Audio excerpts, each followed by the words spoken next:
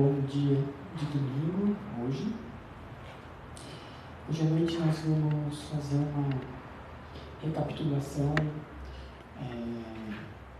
dos temas do livro do Grande Conflito, tanto das 3 mensagens angélicas, quanto do tempo de tardança, como também do início e do final das 2.300 tardes e manhãs, que foram os temas que nós vimos nos sermões do dia 31 de dezembro do ano passado, e também um sermão de janeiro, um domingo de janeiro e um domingo de fevereiro. Nós vamos fazer uma recapitulação aqui, reunindo elementos de outras histórias da Bíblia, que na verdade são as mesmas histórias, porém ocorrendo em diferentes períodos, né? Então,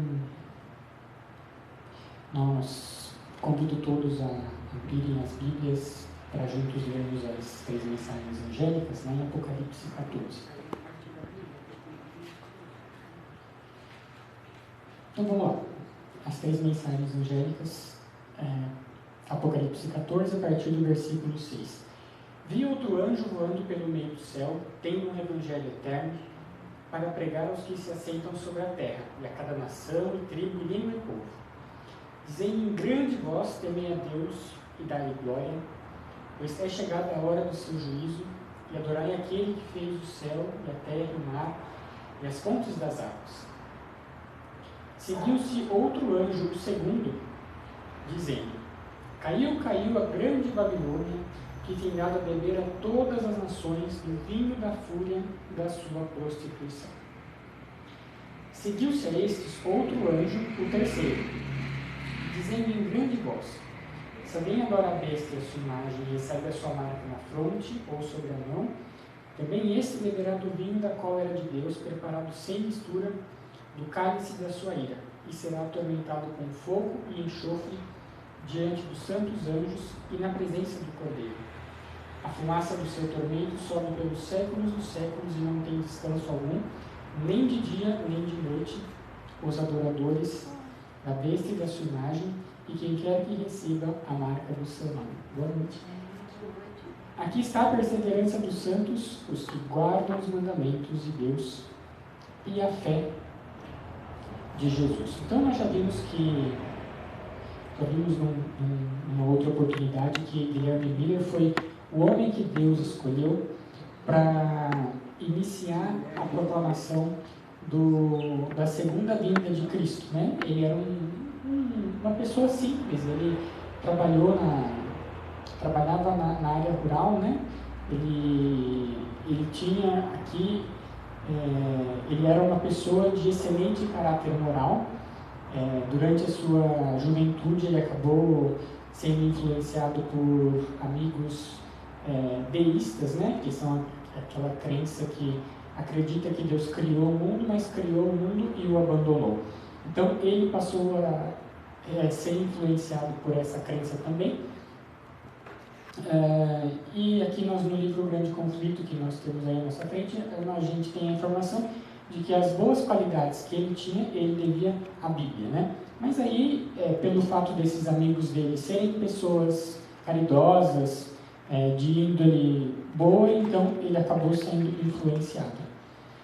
Até que aos 34 anos, o Espírito Santo despertou para a sua verdadeira condição de pecador. E aí ele achou aqui na palavra de Deus o Salvador Jesus, que se tornou seu grande amigo. E as Escrituras, que antes pareciam obscuras e contraditórias, para ele tornaram-se claras. Sendo confrontado pelos seus amigos, ele não sabia explicar então a razão de sua fé. Foi aí que ele decidiu então estudar a Bíblia por si só. Ele dispensou todo o tipo de comentário e passou a usar apenas a Bíblia e uma concordância. Uma concordância é um livro que mostra, por exemplo, se você tem um versículo da Bíblia: Deus amou o mundo de tal maneira, então para cada palavra tem um código, e esse código você pode puxar todas as outras vezes na Bíblia que esse mesmo código aparece. Assim ele conseguia relacionar versículo com versículo e aplicar o princípio correto de interpretação da Bíblia, que é o princípio chamado linha sobre linha e regra sobre regra, né? Então, vamos ler onde está esse princípio de interpretação que ele utilizou. Vamos lá em Isaías 28, no versículo 10.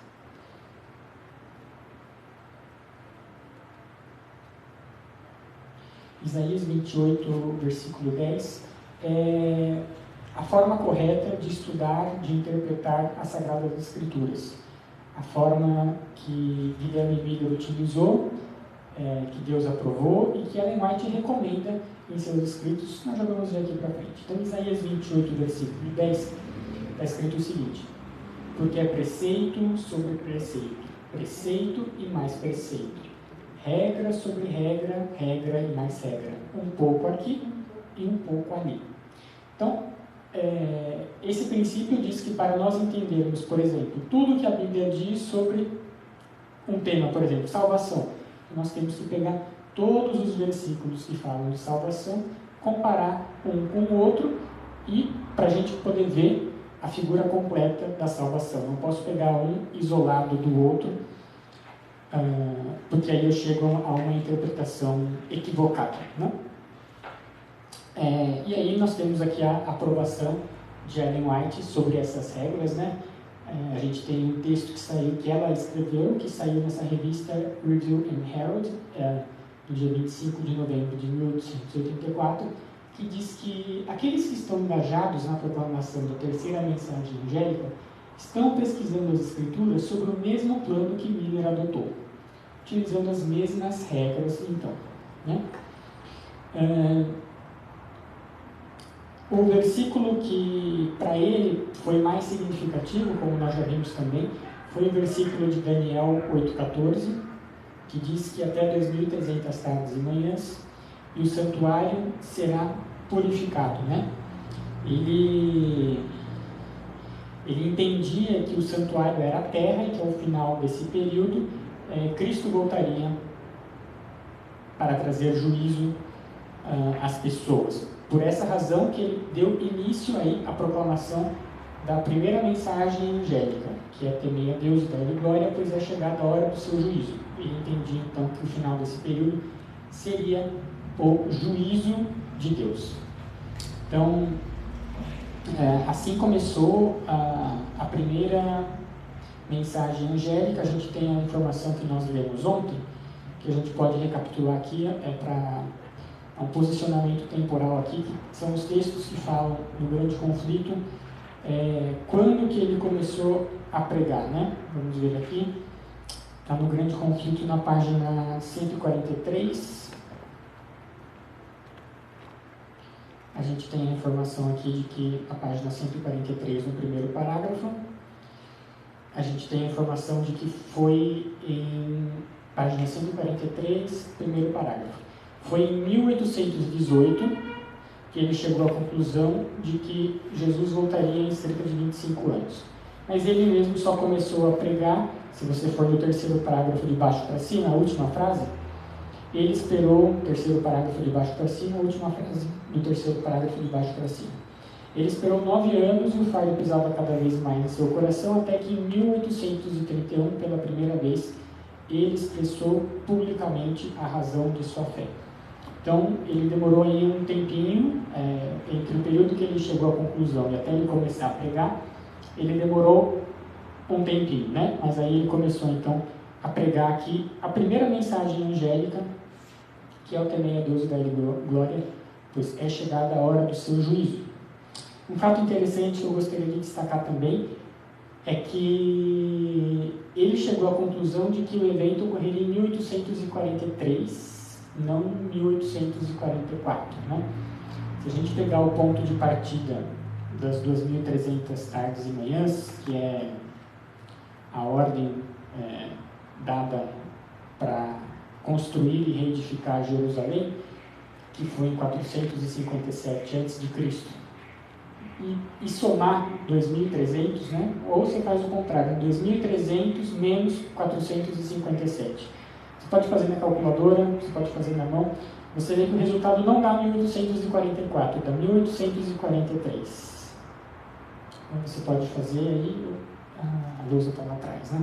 Isso porque não houve o ano zero, né? Na profecia, na história do ano -1, pulou diretamente para o ano 1, então teve que ser feita essa compensação. Eles não entenderam essa compensação logo de início, por isso que eles tiveram uma primeira decepção antes da segunda decepção. Eles tiveram uma decepção em março de 1844, que era quando acabava o ano profético ali de 1843, e aí então eles marcaram depois uma segunda data, aí sim já a data correta. Mas para variar um pouco das mensagens anteriores sobre o mesmo tema, eu queria falar que sempre quando Deus levanta um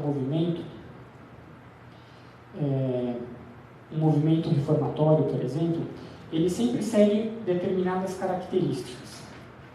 E isso está escrito aqui no Grande Conflito também. Vamos lá na página 148. Esse texto mostra que os movimentos de reforma levantados por Deus em toda época, em toda era, sempre seguem os mesmos princípios, né? Por isso que a gente consegue comparar linhas proféticas umas com as outras. Então, na página 148 está escrito que, era após era, a obra de Deus apresenta semelhança notável em cada grande movimento religioso ou de reforma. Os princípios de como o Senhor lida com as pessoas são sempre os mesmos. Veja só que interessante essa frase.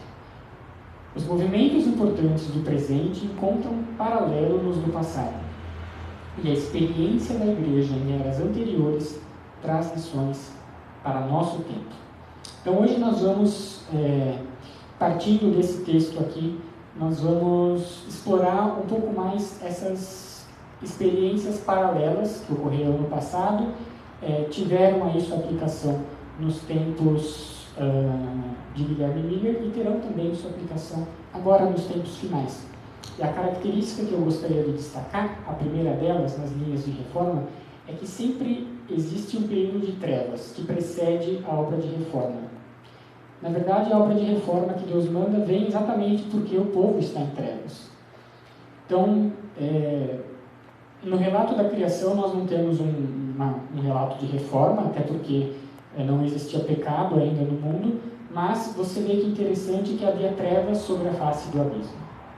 Então você vê aí um relato de trevas até que chega a luz. Você vê também no relato da história de Moisés a presença de aproximadamente uns 400 anos de escravidão antes de Deus levantar um libertador. E esses 400 anos de escravidão foram anos de trevas. Você encontra no Espírito de Profecia, na Bíblia, várias informações de que eles esqueceram vários dos mandamentos de Deus. Esqueceram o sábado, por exemplo, esqueceram a lei, por isso que Deus teve que proclamar e reeducá-los no Monte Sinai. Você vê também Jesus como um reformador, ele também veio. Você vê várias semelhanças entre a história de Moisés e a história de Cristo, né? Os dois líderes do povo, os dois, um salvou da escravidão do Egito, o outro salvou da escravidão do pecado, mas aqui como o interessante é destacar esse período de trevas, assim como houve 400 anos de escravidão, estima-se que houve também cerca de 400 anos entre Malaquias e Cristo. Então, entre o último livro do Antigo Testamento e a pregação de João Batista, teve também aí 400 anos de trevas, 400 anos em que Israel ficou sem profeta. Na nossa linha da profecia aqui, que deu origem à Igreja Adventista do Sétimo Dia, nós temos a informação de que essa primeira mensagem angélica, ela começou a ser proclamada a partir de...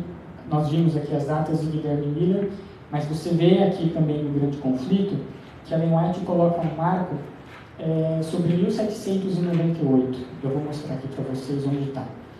Em 1798, finalizou um período de trevas muito importante também, que foi o período do cativeiro papal.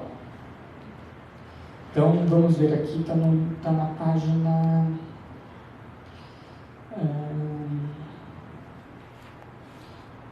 deixa eu ver aqui, que página que está.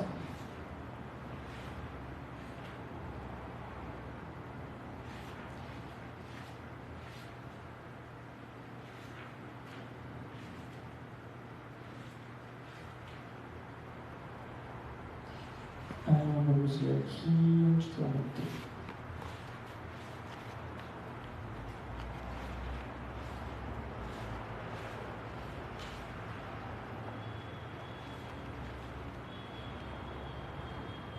Deixa eu ver se eu acho aqui onde é que eu anotei. Primeira mensagem angélica, página 153.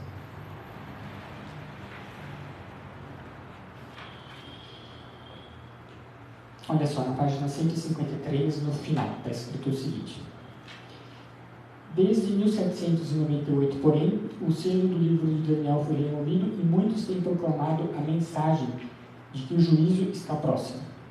Então, 1798 é também o final de um período de trevas, papais, né? E estudando as 7 igrejas do Apocalipse, você vê que existe uma igreja em que existe, no relato de uma igreja, existe a menção a Jezabel, e Jezabel na profecia é um símbolo exatamente dessa soberania papal.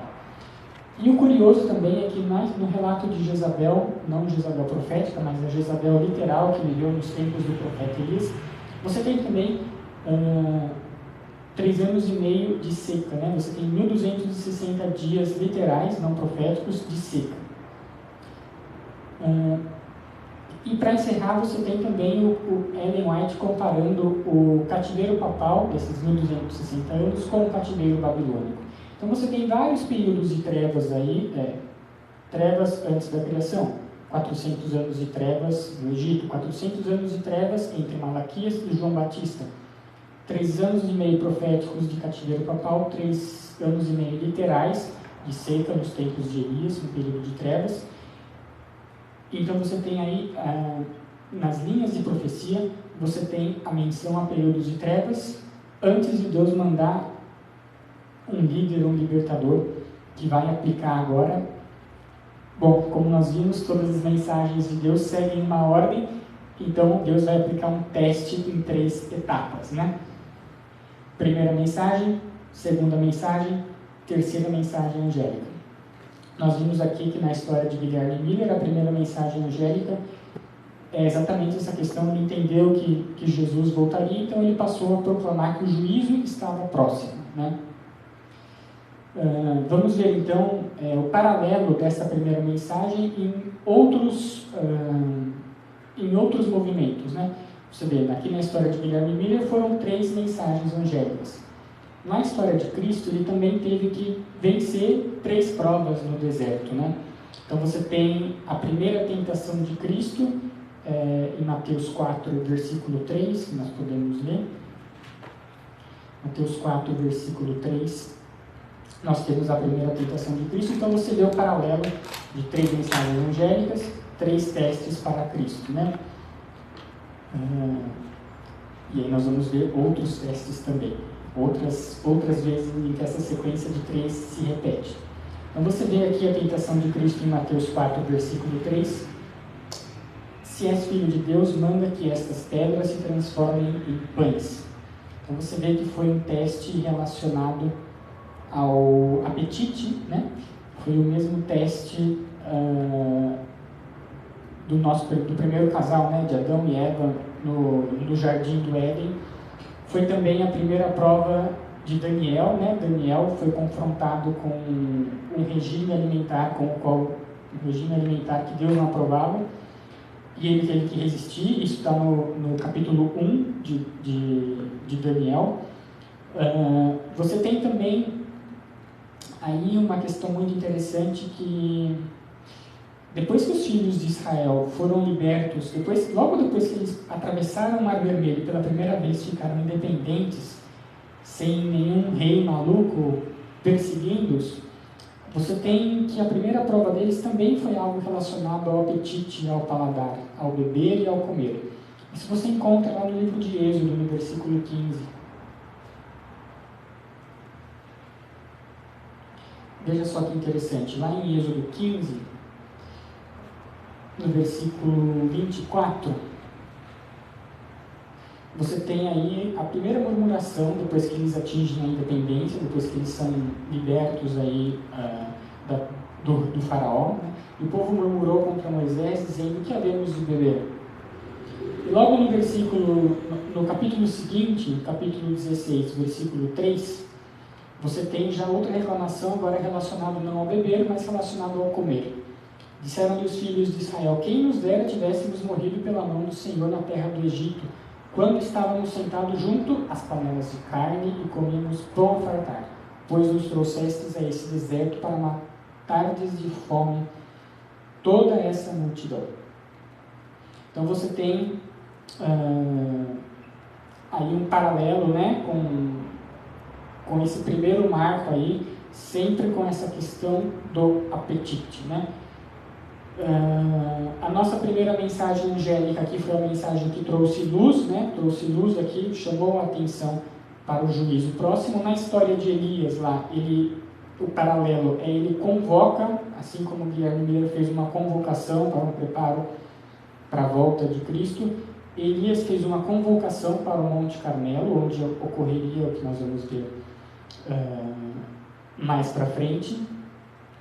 E na história do templo, né, nós temos que foram necessários 3 decretos para marcar o início das 2.300 tardes e manhãs, né? 3 decretos, primeiro decreto, segundo decreto, terceiro decreto. No terceiro decreto começaram as 2.300 tardes e manhãs, e aí as 2.300 tardes e manhãs terminaram quando começou a terceira mensagem angélica. Então você tem um paralelo perfeito aí na Bíblia. Na história de Guilherme Miller, né, então nós vimos aí que eles estavam nas trevas papais, aí ele vem com essa mensagem de juízo, traz luz, assim como no primeiro dia da criação, Deus traz uma luz contra as quais as trevas não prevaleceram, e aí ele começa a divulgar essa mensagem de que Jesus está para voltar, né? Foi uma mensagem mundial, mas, claro, Guilherme Miller se concentrou seus esforços apenas na América do Norte, mas essa mensagem foi mundial. Deus levantou outras pessoas em outros países também, né? Nós temos aqui no livro Grande Conflito também o relato de acontecimentos sobrenaturais, como a queda das estrelas, como o dia que não amanheceu, né, o dia que foi trevas, tudo isso destacando a proximidade do juízo. Então você acha essas mesmas informações que estão no 6º selo do Apocalipse, você acha que no Grande Conflito exatamente o dia, relatos, até fragmentos de jornais, extratos de jornais, Ellen White trouxe aqui para enriquecer o livro, para mostrar aqui o cumprimento desses sinais que anunciavam o juízo de Deus, né? Aqui nós temos as 7 festas, os 7 feriados anuais. Eles acreditavam então que eles iriam cumprir ali o 6º feriado, que ali seria a volta de Jesus, e você vê aqui direitinho aquilo que eu havia falado, que eles acreditavam que isso ocorreria no ano de 1843. Esse diagrama foi elaborado no ano de 1842 e era utilizado como um material para ministrar palestras, né? Eles utilizavam esse diagrama para ministrar palestras, e aí no livro Primeiros Escritos você vê o relato de que existe um erro nesse diagrama, que a mão de Deus ocultou, mas depois a mão foi retirada e o erro foi visto. E aí você sabe exatamente qual é esse erro aqui, que a data aqui é 1844 e não 1843, como está escrito aqui no diagrama. Bem, é claro que essa mensagem despertou uma severa oposição das igrejas naquela época, né? E essa oposição, veja, até então Guilherme Miller não estava trabalhando com a ideia de fundar uma nova igreja. Ele era convidado e ia para as igrejas, né? Mas em determinado momento essas igrejas, essas outras pessoas começaram a não gostar da mensagem dele, né? Esperava-se que eles aceitassem a mensagem de que Cristo voltaria, mas se posicionaram contra as verdades que Guilherme Miller estava proclamando, né? Então, a gente tem aqui, olha só, como as igrejas se recusassem a receber a mensagem do primeiro anjo, rejeitaram a luz do céu e caíram do favor de Deus. Confiaram em sua própria força e, opondo-se à primeira mensagem, colocaram-se onde não poderiam ver a mensagem do segundo anjo. Então, são 3 testes, né? Sempre são 3 testes. Você não tem como ser aprovado no segundo teste se você não for aprovado no primeiro. O primeiro teste era esse que nós vimos aqui, ele estava anunciando a hora do juízo, e muitos acreditaram e se uniram a ele. Qual era o segundo teste? A segunda mensagem angélica diz que caiu Babilônia.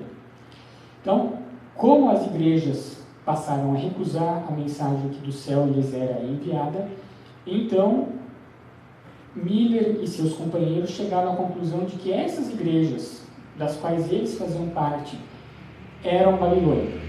Por isso que eles passaram a proclamar caiu Babilônia. Essas igrejas que antes eram puras, rejeitaram a luz do céu, por isso se tornaram Babilônia. Então, a segunda mensagem foi direcionada aos sinceros que ainda estavam nessas igrejas. Para essas pessoas foi proclamada a segunda mensagem angélica: caiu Babilônia, sai dela, povo meu. Né? Eram igrejas, nós temos até um texto aqui interessante que fala que a mensagem anunciando a queda de Babilônia tem que se aplicar a uma instituição religiosa que antes era pura. E isso não se aplica à igreja católica naquela época, mas sim às igrejas protestantes. Foram elas que caíram naquela época, por isso o chamado era para os fiéis que ainda estavam nessa igreja. Então, o entendimento de que Babilônia havia caído só veio no ano de 1844, depois daquela primeira decepção. Eles acharam que Jesus ia voltar em março, não voltou. Aí, depois dessa primeira decepção, que eles entenderam que as igrejas que haviam se apostatado eram Babilônia e começaram a chamar os fiéis para fora dessas igrejas. Então vamos ver agora, vamos fazer uma aplicação ilustrada aqui da segunda mensagem angélica para as outras linhas da profecia que nós estamos vendo. Olha só que interessante. No relato da criação, nós temos a terra em trevas até que Deus manda a luz, equivalente à primeira mensagem angélica, e no segundo dia, que é equivalente à segunda mensagem, ele faz a separação entre as águas. Então ele separa águas, povos, separa um povo do outro, que foi exatamente o que a segunda mensagem, é o efeito, né, que causa a pregação da segunda mensagem, a separação do povo, sai dela, povo meu. Então ficam 2 povos separados. Veja que interessante também que a segunda trombeta e a segunda praga, nós estudamos a segunda trombeta ontem, falam exatamente de pragas que são direcionadas sobre o mar. Então você tem aí uma repetição, né? Você tem uma outra associação do número 2 a mar, que simboliza povos, pessoas, né? Você tem também uma outra ilustração bíblica sobre a mensagem do segundo anjo, que é a história da queda de Sodoma e Gomorra, porque 3 anjos vão visitar Abraão, e desses 3, 2 são enviados até a casa de Ló, exatamente com a mensagem de retirá-lo de lá. E se você for ver, Sodoma e Gomorra ficam ali na região da Babilônia, e 2 anjos são enviados para retirar o fiel de Babilônia. Então você tem aí uma outra aplicação da segunda mensagem angélica. E mais interessante, quando você vai para Patriarcas e Profetas, você vê que nesse relato, quando os 2 anjos saem de Sodoma e Gomorra, quando eles cumpriram seus papéis, você tem ali uma frase muito curta que eles encontraram o terceiro anjo, né? Se encontraram. Então você vê aí a sequência, né? 2 anjos, depois chega o terceiro. Então você vê aí essa aplicação da segunda mensagem angélica.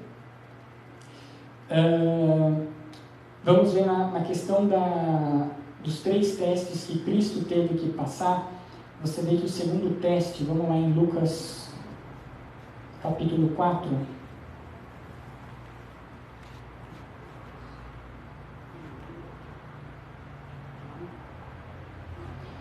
Lucas capítulo 4, versículos 6 e 7.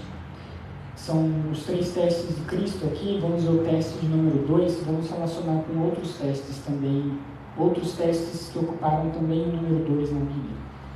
Lucas 4, versículo 6. Disse-lhe o diabo: dar-te-ei toda esta autoridade e a glória deste reino, porque ela me foi entregue e dou a quem quiser. Portanto, se prostrado me adorares, toda será sua. Então você vê aí exatamente uma questão relacionada à autoridade, a posições.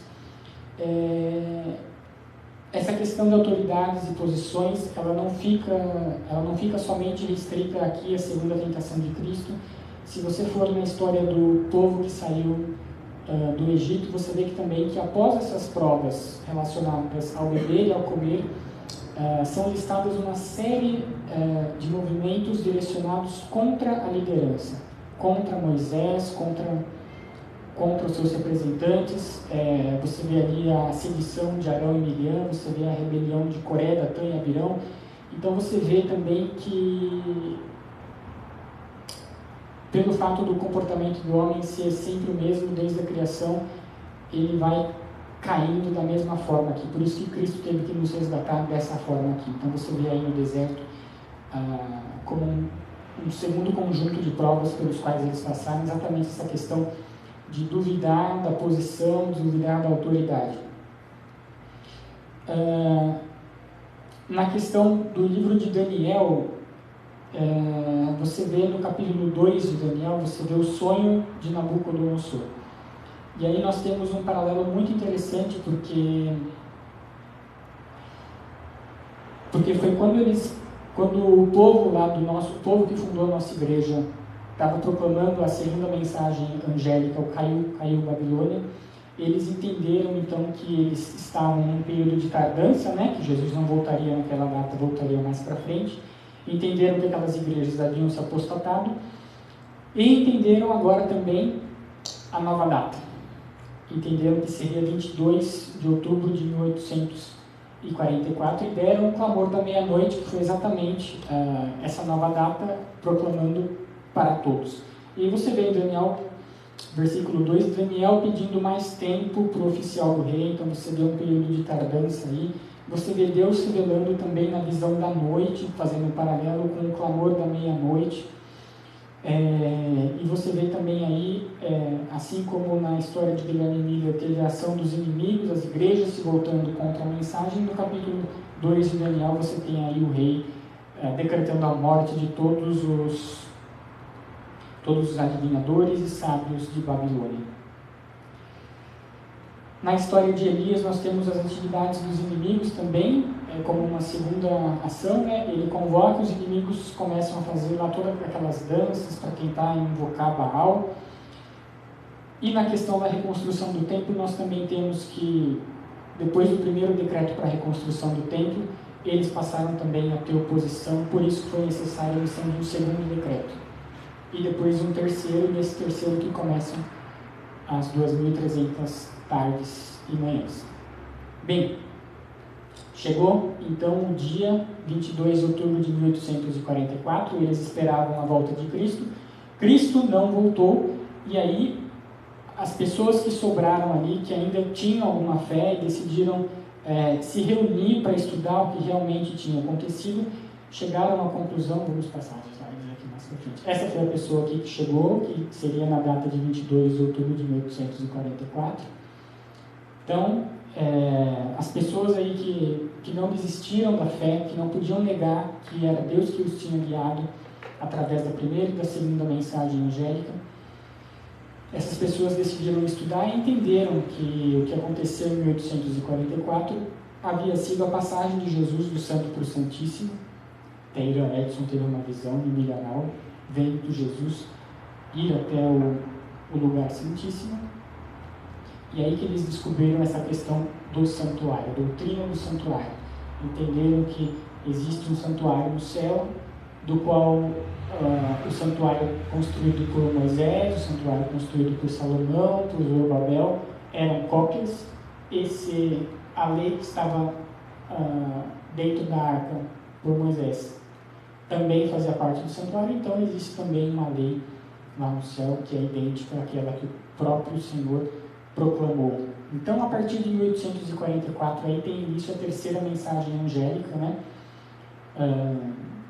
É claro, eles não entenderam logo em seguida que o sábado ainda estava válido, que o sábado estava válido, não entenderam uma série de coisas. Ellen White, por exemplo, só foi entender o sábado a partir de 1846, né? Mas vamos voltar então aqui para a nossa aplicação, para a nossa comparação de várias histórias da Bíblia que se repetem. Então, para a história da criação, você vê aí, você vê trevas, depois você vê Deus dando luz no primeiro dia, no segundo tem a separação de águas, representando a separação de povos, né, segundo a mensagem angélica, o sai dela, povo meu, e no terceiro dia da criação você tem o ajuntamento das águas e a criação da erva verde, né? Assim como também na terceira mensagem angélica. A terceira mensagem angélica é o início do juízo, né? Então você tem ali também uma outra separação, e eu tenho um texto que fala sobre isso. Que na terceira mensagem angélica é quando fecha a porta, né? Fechou a porta ali do lugar santo, quem entrou, quem não entrou ali não entra mais. Você tem também um paralelo com a terceira trombeta, com a terceira praga, porque assim como o terceiro dia da criação fala das fontes das águas, né? Como no terceiro dia da criação as águas baixaram e eles formaram os rios, os lagos, terceira trombeta e terceira praga afetam exatamente a fontes das águas. O terceiro marco na lenda de Elias, você vê que é o juízo sobre os profetas de Baal. Vamos ver agora a terceira tentação de Cristo lá em Lucas 4, versículos 9 a 12. Você tem aqui: então o levou a Jerusalém e o colocou sobre o pináculo do templo e disse: se és o filho de Deus, atira-te daqui abaixo, porque está escrito: aos seus anjos ordenará a teu respeito que te guardem, e eles se sustentarão nas suas mãos para não tropeçares em alguma pedra. Respondeu-lhe Jesus: dito está, não tentarás o Senhor teu Deus. Passadas foram as tentações de toda sorte, apartou-se dele o diabo até o momento oportuno. Você tem escrito também nos livros do Espírito de Profecia que ali não tentarás o Senhor teu Deus, o inimigo teve que se retirar, ele já saiu derrotado, né? Foi ali o final, ele ganhou o marco número 3, a terceira prova. Essa terceira prova também tem o seu paralelo com o que aconteceu com os filhos de Israel lá em Baal Peor. Baal Peor, posso dizer que foi a terceira prova lá dos filhos de Israel. Eles estavam quase já cruzando ali o Rio Jordão, acampados ali nas colinas de Sitim, e ali eles se prostituíram com as filhas dos moabitas. Então ali a prova é posso dizer assim, obediência à palavra, ou a prova da adoração, se eu posso assim dizer, né? E aí se você vai lá em Daniel capítulo 3, você tem também a prova da adoração. Você tem a estátua que Nabucodonosor erege, que ele ergue ali com as medidas que representam a imagem da besta, né? 60 por 6, e ele força todos a adorarem ali. Então são as mesmas provas, né, de falsa adoração se repetindo aí em vários livros da Bíblia, né? E aí você tem o marco número 3 aqui da questão da reconstrução do templo, que foi o terceiro decreto, né? Então o terceiro decreto foi o ponto de partida. Vamos lá para a página 141 do Grande Conflito. Ellen White faz esse paralelo. Foram 3 decretos necessários para dar o ponto de partida para as 2.300 tardes e manhãs, que acabaram, como nós vimos, exatamente na data em que começou a ser entendida a terceira mensagem angélica. Então, página 141, penúltimo parágrafo.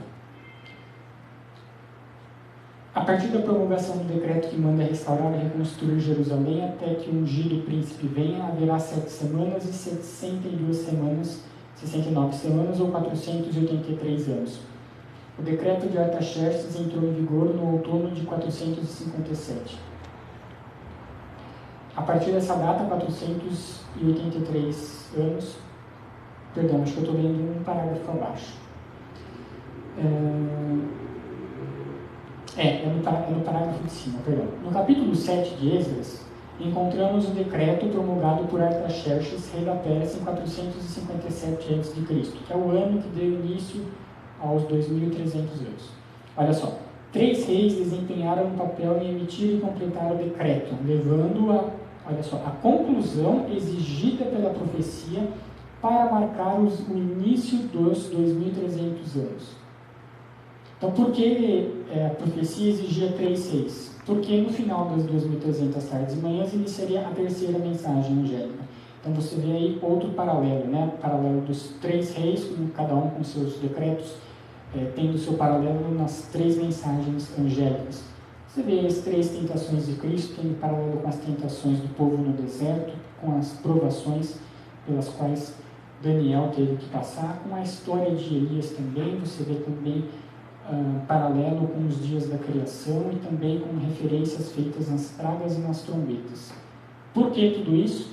Para mostrar que a obra de Deus, século após século, apresenta grande semelhança e que nós, quando estudamos cada história da Bíblia, nós precisamos entender onde essa história se aplica no nosso tempo em que estamos vivendo. Assim nós vamos obter lições preciosas. Nós vamos pegar os princípios que aconteceram naqueles tempos e transferir aqui para os nossos, para termos lições importantes, que é o que nós chamamos de verdade presente, né? Espero que todos tenham apreciado aqui esse estudo bíblico sobre a profecia, e eu desejo a todos uma feliz semana. Que Deus abençoe todos vocês. Amém.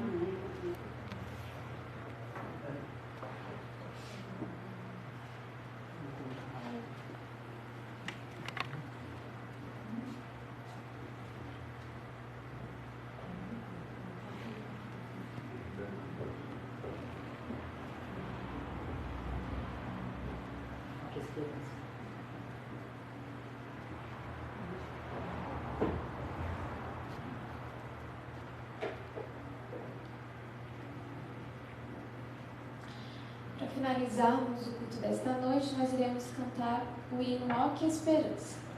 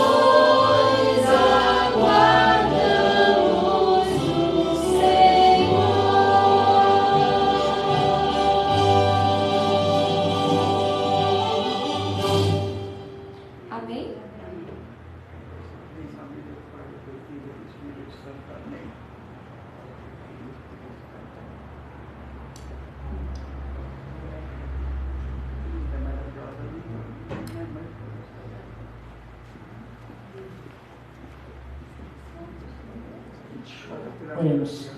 Senhor Deus, agradecemos aqui porque a Tua palavra foi aberta, podemos ver que o Teu trato com a humanidade ao longo de todas as épocas é sempre o mesmo. Como nós sabemos a ordem, a vitória de Cristo no deserto, nós sabemos as provações pelas quais Israel passou também no deserto. Ajuda-nos, Senhor, a vencermos, passo a passo, os 3 testes. Ajuda-nos a cumprirmos, a obedecermos a Tua lei, e sabemos que as 3 mensagens evangélicas terão também sua aplicação no tempo que nós estamos vivendo. Precisamos de sabedoria para identificar o cumprimento de cada uma dessas mensagens nesse tempo.